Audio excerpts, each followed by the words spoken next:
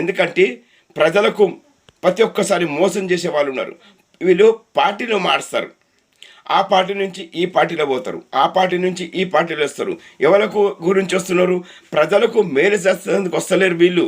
ప్రజలకు నిండగా ముంచుతందుకు వస్తున్నారు, ప్రజలకు మోసం చేస్తేందుకున్నారు. ప్రజలకు ఏం పని చేస్తున్నారండి? ఉన్న వానికే చేస్తున్నారు, లేని వానికి ఏమన్నా చేస్తున్నారా? చేస్తలేరు. అందుకే సమాధానం బుద్ధి చెప్పాలి బీజేపీ పార్టీ వాళ్ళకంటే. ఈసారి ఎంపీ ఎలక్షన్లో సమాధానం బుద్ధి చెప్పాలి నరేంద్ర మోడీ. బీజేపీ పార్టీ వాళ్ళు వాళ్ళ బీజేపీ పార్టీ నుంచి నరేంద్ర మోడీ పేదవాళ్లకు ఇండ్లు ఇస్తానని చెప్పి మోసం చేశాడు.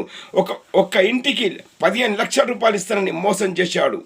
నరేంద్ర మోడీ ఒక మోసగాడు, అబద్ధాలు, చీటింగ్ చేసేవాడు. చెప్పండి, ఎంతమందికి 15 లక్షలు ఇచ్చాడు నరేంద్ర మోడీ? ఏ జిల్లాలు ఇచ్చాడు? ఏ మండలంలో ఇచ్చాడు? చెప్పండి, ఎంతమందికి వచ్చాయి? ఇండ్లు ఇస్తానని చెప్పి మోసం చేశాడు, ఉద్యోగాలు ఇస్తానని మోసం చేశాడు. మరి ఈ మోసగాడికి ఏం చెప్తారు?